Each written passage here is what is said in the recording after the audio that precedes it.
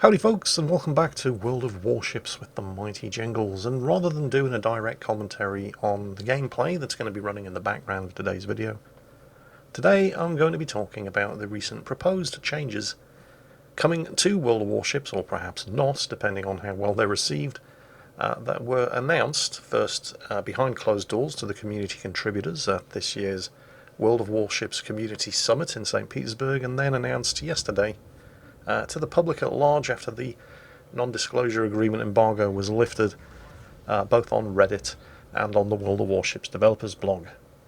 But while I'm waffling on about facts, figures, game mechanics and statistics, Walu25 is going to be keeping you all entertained as he kicks ass and takes names in the USS Massachusetts. So, of the two major new changes that were announced on yesterday's Reddit post by Sub-Octavian and also on the World of Warships developers blog, one was a lot less immediately controversial than the other. And we're going to start off by talking about that one, which I think is a pretty good thing overall. We're talking about priority air defense sector. See, at the moment it does actually do a lot, but it doesn't appear to do a lot. What we're talking about here is the process of strengthening your anti-aircraft firepower either over the port or the starboard beam of the ship. When this feature was introduced back when the carrier rework went live, it received a fair amount of criticism for two main reasons. First, it's completely unrealistic. Why would your guns suddenly become more effective on one side, your anti-aircraft guns that is, and less effective on the other side? Well, this is actually quite accurate. Think about it. Yes, your ship might have anti-aircraft guns pointing in all directions, but the fire directors that control those anti-aircraft guns can only be pointing in one direction at a time. So, in actual fact, anti-aircraft guns that are being controlled by the fire directors, aimed over, for example, the port beam of the ship, would be more effective than the anti-aircraft guns which are not being controlled by the fire directors and which instead are in local control at the hands of the actual gunner and loaders manning the gun. They would be less effective. So, while the whole concept seems a little ridiculous at first, it is actually how it would have worked. Now, the other reason this whole system came in for some criticism when it was first introduced was because it was awfully clunky. Actually making it happen in-game, pulling up the overlay and then deciding which side you wanted to strengthen at the cost of the other. The whole process of doing that was, well, it wasn't very elegant. You've got this overlay obscuring your view of the screen while you're switching from one side to the other. It was immersion breaking, it was clunky. Surely there had to be a better way of doing it. Technically, you could argue that there was a third major criticism, I suppose, of the whole sector reinforcement system for anti-aircraft fire, and that it just never really appeared to do anything. The game would start, people would turn their ship in one direction, focus their anti-aircraft fire in the other direction, ready to receive incoming air attacks. Oh look, aircraft spotted, anti-aircraft guns are firing, and they're getting closer and closer, and we don't appear to be shooting anything down, chaps, and oh look, I've just been torpedoed. So what's the point? It didn't appear to do anything. The problem was 50% player perception, due to lack of feedback and information given to the player when they did reinforce their aircraft sector, and 50% the way it actually worked, the way that anti-aircraft damage was distributed in the attacking aircraft squadron. Up until very recently, it was spread evenly across every aircraft in the squadron. And the problem with that was that the entire squadron basically acted as a damage sponge for whichever aircraft were conducting the strike at the time. So they almost never lost an aircraft in the first strike wave. Unless the carrier player was dumb enough to fly his aircraft straight through multiple bursts of actual direct flak explosions, they were almost certainly going to have all of their aircraft intact after they'd conducted that first strike.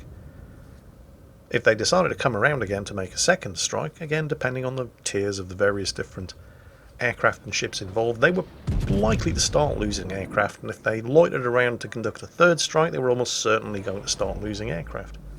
But most carrier players were smart enough to not stick around for the third strike unless they were guaranteed to sink something, because it was important for them to try to keep as many aircraft alive as possible in order to look after the reserves of aircraft on their flight decks and in their hangars, so that they can continue to be effective throughout the entire game. So from the perspective of the guy being attacked by the aircraft, all you were seeing was you were getting hit and you weren't shooting anything down.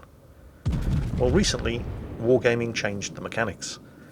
Now, rather than spreading all of your anti-aircraft fire across all of the aircraft in the squadron, now your gunners pick one aircraft and give it hell.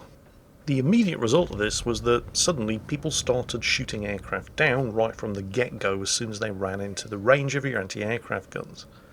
The thing is, this was really more about managing player perceptions than any kind of fundamental changes to the way the sector AA reinforcement system worked. It was more about showing people that, look, your anti-aircraft guns do actually do something.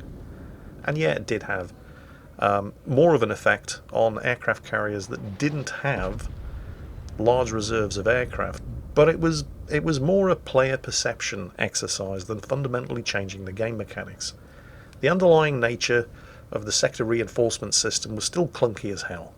And that brings us quite neatly to our first of the two major announcements, the priority air defense sector, and quoting directly from Reddit, the boost to AA defense is now activated in a much more convenient way. You need to point the camera in the desired direction and activate it by pressing the button. At the same time as before, the efficiency of the other sector will be reduced. But here's where things get different. Immediately after activation, the defending player receives an instant result. A burst of damage is immediately inflicted on the attacking wave caught in anti-aircraft range by way of a percentage reduction of the current hit points of the attacking squadron. If there are no enemy aircraft in the air defense area at the time of activation, no damage will be done. Instant damage is applied to aircraft with the least amount of hit points at the time of activation. In other words, air defense will try to shoot down the maximum number of aircraft. Then begins a phase of gradual strengthening of the sector which lasts a few seconds. During this time, the sector increases its efficiency and then works at full capacity for a time. After that, the strengthening of the sector is deactivated. To reactivate, it's necessary to wait for it to recharge, during which anti-aircraft efficiency returns to normal values. So, to summarise, you're sailing along, minding your own business, and suddenly you spot a bunch of aircraft incoming. So you wait for them to enter the extreme range of your anti-aircraft guns, and then you activate your anti-aircraft sector. At which point the gunners on the activated side of the ship basically go berserk. There's no other way of putting it. It's kind of like the way the old defensive anti-aircraft fire consumable used to work, back when it worked well. That's basically what they're giving to everybody with this new concept of an AA reinforcement sector. So what are they doing with the defensive fire consumable? They're changing it so that instead of increasing the damage inflicted in the flat clouds, it's not going to affect that at all. Instead, it's going to make this AA reinforcement hit harder, last longer, and cool down quicker. So it's actually going to become a useful consumable again. Now, I think this is a great idea for all kinds of reasons. I mean, I'm sure there are going to be problems with it that will need to be tweaked, but so far, from what I've seen on various different forums and on Reddit, the overwhelming response from the community appears to be, this is a great idea, fantastic, and about damn time. However, I did mention that there were two major announcements, and the second one, not nearly as universally applauded. They're introducing something called the Naval Training Center, although the name may change.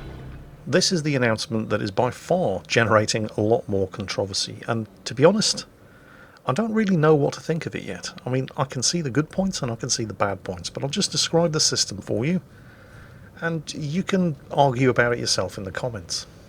The Naval Training Center system is basically introducing a sort of prestige system into World of Warships. So what it means is, as soon as you've ground a particular line of warships up to tier 10, say for example US Navy cruisers, once you've unlocked the Des Moines, you then have the option of basically unlearning all of those American cruisers and starting again from scratch. Grinding them all out again all the way up to tier 10, except the second time you do it, you will be unlocking more powerful versions of the same ships. And then you can do it again and again, effectively having prestige level 3 versions of all of those US Navy cruisers that you unlocked the first time around. Now I can see straight away, of course, why they're doing this, because, well, one of World of Warships' biggest strengths, at least for me, is that it has always been a far less grindy game than World of Tanks. Even a casual player can play the game and progress reasonably quickly. constantly unlocking new ships and trying new things out. The problem here, of course, is that sooner rather than later you're going to start running out of ships to unlock, which means that the developers constantly have their backs up against the wall trying to push out new ships in order to keep providing new content for the players who are unlocking everything as fast as they possibly can. There are plenty of players out there who, even when an entirely new line of ships is introduced into the game, have enough free experience stockpiled that they can unlock everything from tier 1 to tier 10 on the day of release. So the developers are constantly playing catch up. Well, with this Naval Training Center, they basically buy themselves some breathing space, as well as giving people the opportunity to go back and replay all of those ships that they loved and get better versions of those ships in the process.